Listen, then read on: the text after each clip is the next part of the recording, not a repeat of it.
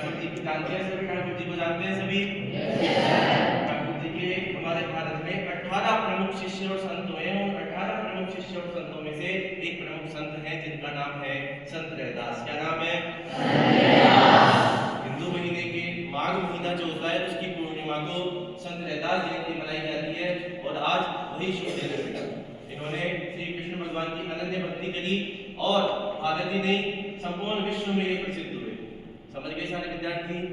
इनकी एक छोटी सी कथा सुनाता हूँ मैं आपको, सुनेंगे क्या? आवाज नहीं है, सुनेंगे क्या? बेटा एक बार की बात है, 1400 ईस्वी की बात है बेटा।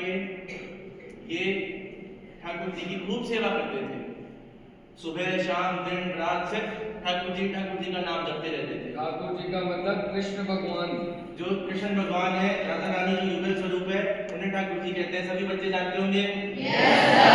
तो वो ठाकुर जी की खूब सेवा करते थे, लेकिन पहले के समय में जात पात ऊंच नीच इनका काफी विशेष दबाव था। तो जो ब्राह्मण वर्ग था वो राजा के पास में गया और उन्होंने शिकायत करी कि ये ब्राह्मण नहीं है, ये हमारे ठाकुर जी की पूजा करते हैं, और अगर ये ऐसे ही पूजा करते रहे तो राजा आपके लिए और हमारे राज्य के लिए ये बहुत नुकसानदायक रहेगा, हमको इसके बहुत दुष्परिणाम झेलने पड़ेंगे। तो राजा आपसे निवेदन है कि आप इस रविदास को बुलाओ और इसे भक्ति करने के लिए और ठाकुर जी की पूजा करने के लिए मना करो। समझ में आ रही है?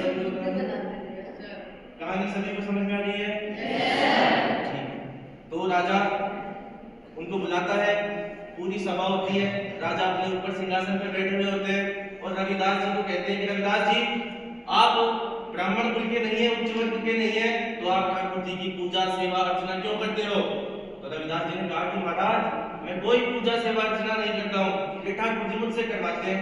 अगर मुझे ठाकुर जी मना कर दें कि नहीं तू मेरी पूजा सेवा अर्चना मत करा कर, तो मैं आज के बाद मेरे जितने भी जन्म होंगे उन जन्मों में मैं कभी ठाकुर जी की सेवा नहीं करूंगा। तो राजा ने कहा बताओ ब्राह्मणों कैसे मना करेंगे ठाकुर जी? तो ठाकुर जी ने कहा कि ठाकुर जी क्यों मना करेंगे? ठाकुर जी भी कभी बोलते करते हैं क्या?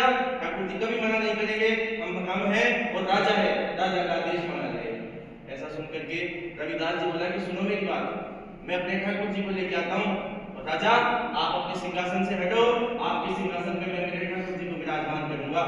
एक बार ये जितने भी यहाँ पे विद्वान लोग बैठे हुए हैं ये सब ठाकुर जी को अपने पास बुलाएंगे और एक बार मैं अपने पास में बुलाऊंगा। अगर इन पंडितों के मंत्रोच्चार से और इन सारी बातों से, विधि विधान पूजा से ठाकुर जी आ जाते हैं और मना कर देते हैं तो मैं कभी पूजा नहीं करूंगा। लेकिन अगर मेरे बुलाने से मेरे ठाकुर जी आते हैं तो आप सभी को ये मानना होगा कि मुझसे अच्छा आपके इस शहर में कोई भी ठाकुर जी का भक्त नहीं है। बोलो शर्त मंजूर है? अरे मंजूर है कि नहीं है? मंजूर है सभी को? रविदास जी अपने ठाकुर जी को लेकर आते हैं और राजा के सिंहासन पर रखते हैं। राजा के सिंहासन पर रख के और जितने भी प्रकार विद्वान के ब्राह्मण वर्ग था उन सभी को सामने बैठाते हैं और कहते हैं कि करो पूजा। आधा घंटा, 1 घंटा, 2 घंटे, 3 घंटे और ऐसे ही कई घंटे बीत जाते हैं, परंतु ठाकुर जी कुर्सी से, सिंहासन से टस से बस नहीं होते हैं। अब किसकी बारी है? रविदास जी की बारी है। अब रविदास जी आते हैं और बड़े प्रेम और भक्ति भाव से कहते हैं कि ठाकुर जी लाज रख लेना। और इतना होता है कि एक करिश्मा होता है और वहां से ठाकुर जी सिंहासन से उठते हैं और रविदास जी की गोद में आकर के विराजमान होते हैं। ये देख करके सभी चकित, अचंभित और हैरान थे। पंडित जी ने कहा, विद्वानों ने कहा कि नहीं, ये तो तांत्रिक है, छलिया है, इसके ठाकुर जी को हम नहीं मानेंगे। हमारे राजा के जो महल में जो मंदिर है उस मंदिर वाले ठाकुर जी को लेके आए। उसके बाद उस महल का जो मंदिर था वहां पे जो सोने के ठाकुर जी विराजमान थे उनको लेकर आते हैं, सिंहासन पर बैठाते हैं, उन्हें वही दोहराव किया जाता है। पंडितों की और विद्वानों के बुलाने से वो नहीं आते हैं और रविदास जी जब एक बार बोलते हैं कि महाराज ठाकुर जी लाज रखना, ऐसा कहते ही वो ठाकुर जी भी साक्षात उनकी गोद में आकर के विराजमान होते हैं। तो इस कहानी से हमें ये शिक्षा मिलती है कि अच्छे भाव से, भगवान पैसे के भूखे नहीं है, भगवान खाने के भूखे नहीं है, सिर्फ वो भूखे हैं भक्ति भाव के।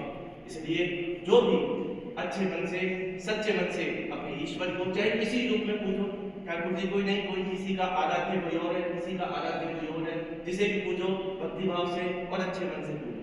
ये आज की कहानी थी, किसके बारे में जाना हमने? आज इनकी जयंती है, याद रखेंगे हमेशा से। समझ गए सारे विद्यार्थी? अब एक बार सभी, मैं अध्यापकों से भी अनुरोध करूंगा और विद्यार्थियों से भी अनुरोध करूंगा, एक बार सावधान मुद्रा में बैठेंगे, हाथ जोड़ेंगे। पहले मैं कुछ बोलूंगा, आप उसका दोहरान करेंगे। ओम